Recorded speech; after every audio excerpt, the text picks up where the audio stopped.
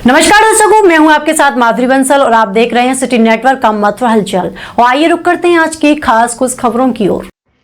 बांके बिहारी मंदिर कॉरिडोर के समर्थन में सांसद हेमा मालिनी के वायरल वीडियो पर एक बार फिर भाजपा की पूर्व जिलाध्यक्ष मधु शर्मा ने अपनी प्रतिक्रिया देते हुए इसकी घोर निंदा की है।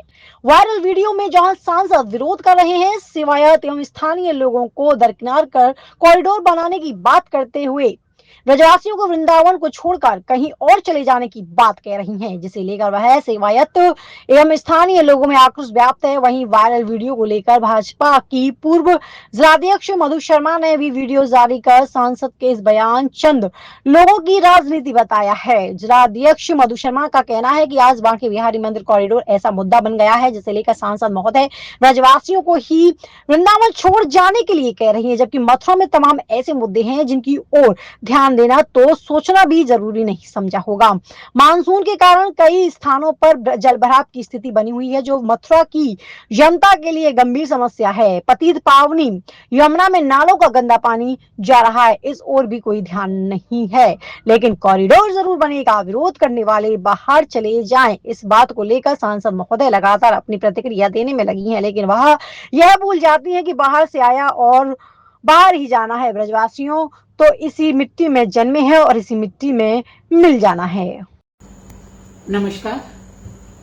जैसा आज आप सबने सुबह से देखा होगा, एक सोशल मीडिया पे वीडियो बहुत वायरल हो रहा है। मेरे पास भी कई लोगों के द्वारा भेजा गया।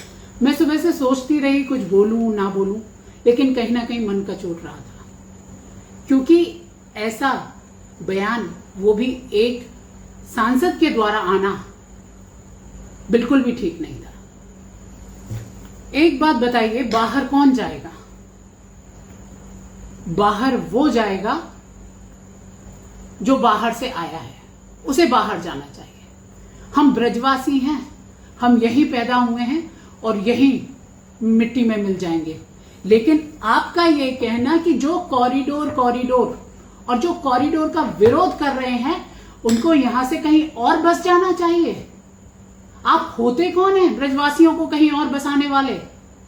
और दूसरी बात, ये जो एक कॉरिडोर की आतुरता दिख रही है, ऐसी आतुरता किसी और जगह भी आपका थर्ड टर्म है, 11वां साल है, किसी और काम के लिए भी इतनी आतुरता दिखाई होती तो शायद वाकई आज मथुरा एक स्मार्ट सिटी बन गया होता।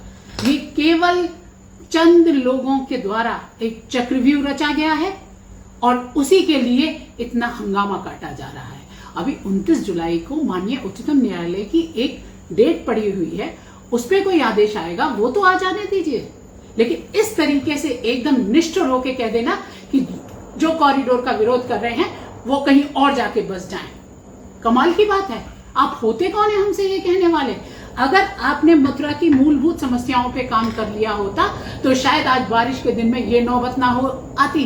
रोज वीडियो चल रहे हैं, रोज वीडियो वायरल हो रहे हैं। आपने देखा है, आप एक बार मथुरा का बारिश के समय राउंड लगा के देखिए कि कितना गाड़ियां तक बारिश में बैठ रही हैं, बिल्कुल बह रही हैं, स्कूटी, साइकिल, उन पे भी कभी ध्यान दे लिया होता। यमुना जी की क्या स्थिति है आज? आपने कह दिया यमुना जी में इतने नाले थे और इतने टैप हो गए, लेकिन अभी देखिए जाके स्थिति, आज भी नाले गिर रहे हैं यमुना जी पे। उस पर भी विचार कर लिया होता। और आप कोई नहीं होते, जो बाहर से आया है वो बाहर जाएगा। क्यों? क्योंकि वो यहाँ पे चंद 6 महीने में, 2 महीने में यहाँ पे पिकनिक स्पॉट समझ के पिकनिक मनाने जो आता है, वो पिकनिक मना के बाहर जाता है। हम तो ब्रजवासी ब्रज में ही रमे हुए हैं, हमें बाहर का रास्ता दिखाने वाला कोई नहीं है। हमारे तो ठाकुर जी हैं, जो अगर हमारी राधा रानी और हमारे ठाकुर जी अगर किसी की तरफ टेढ़ी आंख कर लेंगे तो निश्चित तौर पे वो बाहर हो जाएगा। तो मैं तो ब्रजवासियों से भी ये कहना चाहती हूँ कि जो आपको आईना दिखा रहे हैं, उनको आईना दिखाने का काम करना है। ब्रजवासियों ने आपको 3 बार सांसद बना के इसलिए भेजा कि आप ब्रजवासियों के हितों की रक्षा करेंगी, और जो आपको सांसद बना के भेजा है उसकी तनख्वाह भी आपको मिलती है।